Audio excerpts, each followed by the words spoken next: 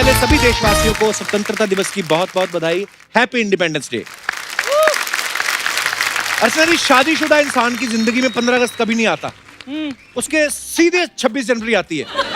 उसकी जिंदगी में सीधा बीवी के बनाए हुए कानून लागू होते हैं सारी जिंदगी। जैसे आस पड़ोस की औरतों से हंस के बात नहीं करोगे, किसी लड़की को अपनी सेक्रेटरी नहीं रखोगे, कहाँ जा रहे हो, किसके साथ जा रहे हो, कब आओगे, इसकी सही जानकारी दोगे, बिना पत्नी के ऑफिस का कोई ट्रिप नहीं बनाओगे, जितनी बार भी तुम्हें फोन किया जाए रिसीव करोगे, अगर पत्नी का वीडियो कॉल आ जाए तो उसको आसपास का सारा माहौल दिखाओगे।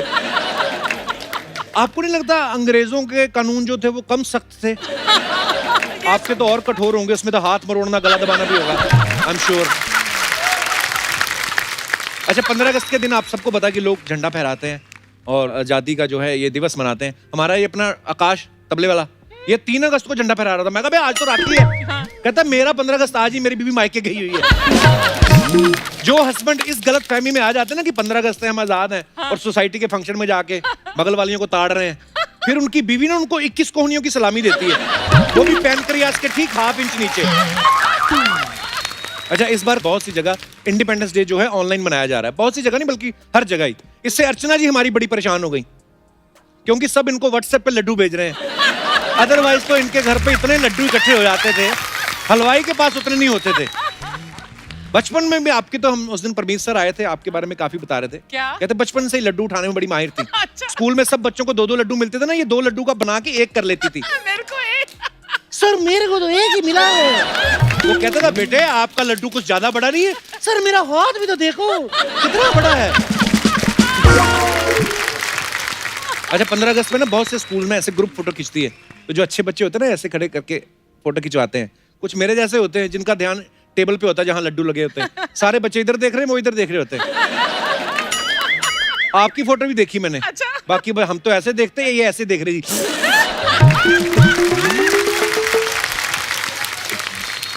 मैं अपने दर्शकों को बता दूं, हमारी जो अर्चना जी घर पे हमेशा इतनी देशभक्त हैं, 15 अगस्त पे हमेशा एक नाटक करती हैं घर पे, जिसमें ये अंग्रेज बनती हैं और परमीत सर जो है वो क्रांतिकारी बनते हैं। अच्छा। और फिर ये बोलती तुमको 3 गुना काम करना पड़ेगा, बहाने बहाने सारा काम कराती हैं। एक दिन परमीत सर ने कहा आज मैं अंग्रेज बनता हूं, उस दिन उन्होंने डायलॉग चेंज कर दिया, कहते अंग्रेज हो, भारत छोड़ो नहीं तो घर का काम करो। ये दिनेश अपना, ये तो कॉलेज के ड्रामा में ना ये बना हुआ था क्रांतिकारी, और नारे लगा रहा है अंग्रेजो भारत छोड़ो, अंग्रेजो, और सामने एक फॉरेनर बैठी हुई थी, इस वाली को छोड़ के बाकी सारे भारत छोड़ो। अच्छा भला हो 15 अगस्त 26 जनवरी का, उस दिन ना कुर्ता पजामा धोती बड़े खुश होते हैं, जैसे आज मैंने पहना है। नहीं तो बेचारे सारी उम्र विदेशी जीन्स के नीचे तय लगा के पड़े रहते हैं। लेकिन इतने दिनों बाद जब आप कुर्ता पजामा निकालते हो ना तो प्रॉब्लम बड़ी आती है। कुर्ते के बटन नहीं मिलते, पजामे का नाड़ा नहीं मिलता। इंडियन लोग जुगाड़ करते हैं, जैसे अपना ये पांडे, इसका नाड़ा ना मिला तो इसने क्या किया, पजामे को फोल्ड करके अंडरवेयर में डाल दिया। मैं कहा ये क्या है? कहता भाई आज के दिन किसी की आजादी नहीं छीननी, खुला रहने दो। प्रॉब्लम तब हुई, यही सोच कच्चे के मन में आ गई, उसने भी उसको आजाद छोड़ दिया।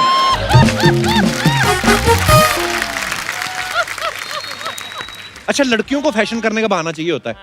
आप देखना इंस्टाग्राम पे चले जाओ आप 15 अगस्त पे, लड़कियां क्या कहती, सफेद कलर का कुर्ता, नारंगी लिपस्टिक और हरे रंग के झुमके, और फिर फोटो डालेंगी कि आजादी हमें ऐसे ही नहीं मिली, बड़ी मुश्किलों से मिली। बड़ी मुश्किलों से इनका मतलब ये होता है कि ये जो नारंगी रंग की लिपस्टिक और हरे रंग के झुमके है ना, ये लोखंड वाला में घूम घूम के हमने ढूंढे हैं, तब जाके हमारी ये फोटो आई है। और कई लोग तो ज्यादा ही क्रिएटिव हो जाते हैं, जैसे आप हमारे लोगों को देखो, इन्होंने बड़ा ट्राई कलर के वो सब पहने हुए हैं अलग अलग, और मैंने भी आज पहना हुआ। जैसे हलवाई लोग मिठाइयां बना लेते हैं तिरंगे के कलर की, बच्चे कंफ्यूज हो जाते हैं, ये खानी है कि सलूट मारने। एक नेताजी बेचारे 3 रंग की मिठाई खा रहे थे ट्राई कलर की, उनको देख के बच्चा कहता अंकल देश खा गए, अंकल देश खा गए। अच्छा, 15 अगस्त के मौके पे देश में राफेल फाइटर प्लेन आए हैं। आप देखना जो छोटे न्यूज चैनल ना, जिनका ज्यादा बजट नहीं है ग्राफिक्स बनाने का भी, वो बेचारे अपने तौर पे लगे रहते हैं। ये क्या करते हैं, ग्राफिक्स से राफेल का कॉकपिट बना लेते हैं ऐसे। इनके पास एयरफोर्स की ड्रेस तो होती नहीं है, तो वो पीपी किट पहन के खड़े हो जाते हैं। कुछ लोग तो स्कूटर का हेलमेट लगा के आ जाते हैं, फिर ऐसे समझा रहे होते जैसे राफेल इनके बाप दादा ने बनाया हो। देखिए ये वो खतरनाक बटन है जिसको एंगेज करने पे एक ऐसी मिसाइल निकलती है जो ठाए करके सीधे दुश्मनों के मंसूबे नेस्तनाबूद कर देती है। अच्छा, जिन्होंने राफेल बनाया वो सोच रहे होते कि इतने सालों से बना रहे, ठाए करके हमारी मिसाइल कब निकलती है। और ये जो एक्सपर्ट बन के राफेल के बारे में बता रहे होते हैं ना, ये वो लोग होते हैं जो अपने बच्चों के लिए कागज का जहाज भी बना के उड़ाते हैं ना, तो वो भी सीधा नहीं जाता, घूम के ठाए करके इनकी नाक पे लगता है।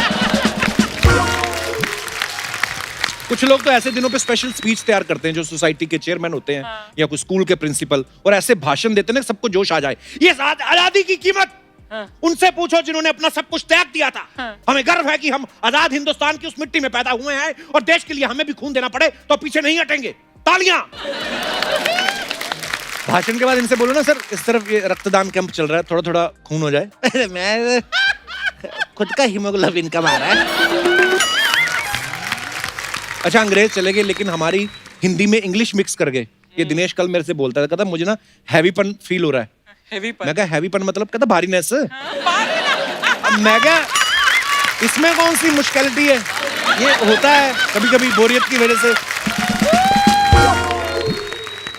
जोक्स अपार्ट, लेकिन इस आजादी को पाने के लिए देश ने जो बलिदान दिया है, जो कीमत अदा की है, वो हम कभी भी नहीं चुका सकते। बस इस आजादी को बनाए रखें, इसका सम्मान करें, देश का सम्मान करें। सबको एक बार फिर से 15 अगस्त की बहुत बहुत शुभकामनाएं, बहुत बहुत बधाई। अर्चना जी, आपको पता है आज इस मौके को सेलिब्रेट करने के लिए हमारे बीच एक ऐसी म्यूजिकल जोड़ी आ रही है, ऐसे दो धुरंधर लोग आ रहे हैं जिनकी बनाई हुई हर एक धुन जो है हमारे दिलों को छू जाती है। तो आप सबकी जोरदार तालियों के बीच में इनवाइट करने जा रहा हूं 25 सालों से बेहतरीन म्यूजिक देने वाले, दमदार, धमाकेदार, इंडिया के one of the best music composers. So please welcome mister Salim and mister Suleman. Thank you so much. क्या बात है सलीम भाई, सुलेमान भाई, आपका बहुत बहुत स्वागत है। Thank you. 15 अगस्त की आप दोनों को बहुत बहुत बधाई हो। बहुत बहुत अच्छा, मैं आपके आने से पहले जब आपका इंट्रोडक्शन दे रहा था, मैं आप वैसे किसी इंट्रोडक्शन के मोहताज नहीं है, लेकिन एक लाइन मैंने जब बोली ना कि 25 साल से बेहतरीन म्यूजिक दे रहे हैं, तो मैं कसम से मुझे डाउट हुआ कि यार आपको जब देखता हूं तो लगता नहीं कि आपको 25 साल हो गए हैं। 25 सच में हुए हैं कि 12.5 करके 25 हुए हैं? बचपन से कर रहे हैं, क्या बात इसीलिए है। 25 साल हो गए।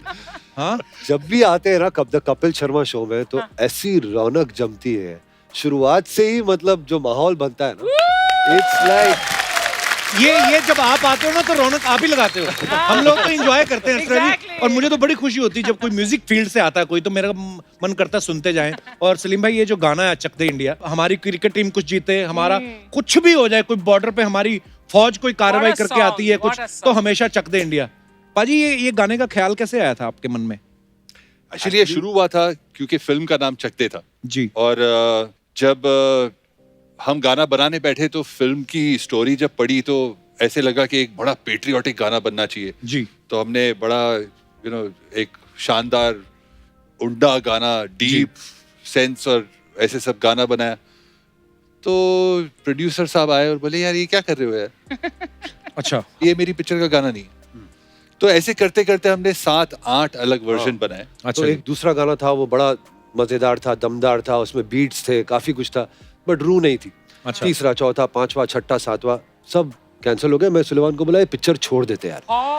हाँ, मैंने सच्ची में बोला कि ऐसा लगता है कि शायद हम नहीं कर पाएंगे, इससे बेहतर ये है कि हम छोड़ दें ये पिक्चर। तो सुलेमान ने मुझे कहा कि नहीं यार, कोशिश करते, कुछ करिए, यहाँ से निकला। वाह। तो मैंने कहा, मैं जयदीप साहनी जो राइटर है फिल्म के, मैंने कहा जयदीप जरा आ जाए, कुछ करिए लफ्ज आया है, तू कुछ आगे बढ़ा दे बात। तो उसने लिखा कुछ करिए, नस नस मेरी खौले कुछ करिए। कुछ नहीं, आप बहुत कुछ कर गए आप। और बड़ा ही कमाल का गाना है, बहुत बहुत मुबारक हो आपको। Thank you. भाई, सोशल डिस्टेंसिंग का माहौल चल रहा है, आप दोनों पे कुछ असर पड़ा? हमने लॉकडाउन का पीरियड बहुत सही से इस्तेमाल किया, क्योंकि what we started doing was, हमने बहुत पहले से सोचा था कि हमारा एक रिकॉर्ड लेबल होना चाहिए, म्यूजिक थोड़े से लाइफ में अपग्रेड हो जाए हम। अपग्रेड? तो तो हमने मर्चेंट रिकॉर्ड्स खोल दिया और मर्चेंट रिकॉर्ड्स के 2 गाने भी रिलीज कर दिए इस पीरियड में? इसी पीरियड। पर हाँ, मतलब वही है कि जब ऐसा कुछ माहौल होता है तो कुछ आविष्कार भी होते हैं। ये सैनिटाइज के चक्कर में हमारा जो गिटार वाला दिनेश नहीं है, हाँ। इसने बाल्टी में सैनिटाइजर घोल के तो गिटार डुबो दी। ऐसा करंट पड़ा, देख लो होठ नीले हो गए इसके।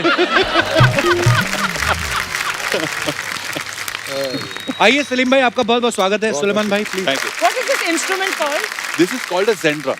Zentrum. zen drum। Zen drum. Yeah. Oh. तो इसमें काफी सारे अलग अलग साउंड्स हैं, जैसे Wow. मगर जब मूड होता है तो मैं कभी कभी क्या बात। और ऐसे काफी अलग अलग साउंड्स हैं, जैसे अगर तबले का sound, beautiful. A versatile instrument. It's a versatile instrument and I enjoy playing this on stage, क्योंकि मुझे फ्रीडम मिल जाती है। नहीं तो ड्रम्स के ऊपर होते हैं तो you get stuck in one corner, जैसे वो बैठे पांडे हुए तू हैं भी वहाँ पर। टेक्निकल हो थोड़ा सा। But play जहाँ पे भी something- जाते इतना सामान ले गया तो सारा खर्चा तो इस पे हो जाता है मेरा। ये सही है, रख भी लेकर। तो काफी सारे जैम्स ऐसे ही शुरू हो जाते हैं। हम लोग रिहर्सल्स कर रहे होते हैं एंड कुछ एक ऐसे ही ग्रूव शुरू हो जाता है एंड ऐसे ही जैम शुरू हो जाते हैं, which is why I like this instrument. It's very Actually. Very cool. Hands free. अभी ये बोलेंगे ना कि मेरे बेटे को भी ऐसा चाहिए तो इनको देना मत चाहिए। बहुत बहुत स्वागत है। कहने ही वाली थी यार. बेटे को चाहिए। नहीं ऐसे बोल देती हैं कभी कभी, बेटा इनका फुटबॉल खेलता है, कुछ भी बोल देती हैं। कल इसको बोले थे मेरा बेटा त्रम्पट बहुत लाइक करता है। अभी सोशल डिस्टेंसिंग का फायदा उठा रहा है ये, क्योंकि मैं बिना सैनिटाइज किए कुछ फेंक नहीं सकती इसके ऊपर। अब मैं ना कुछ सैनिटाइज करके रखूंगी तेरे लिए हथियार।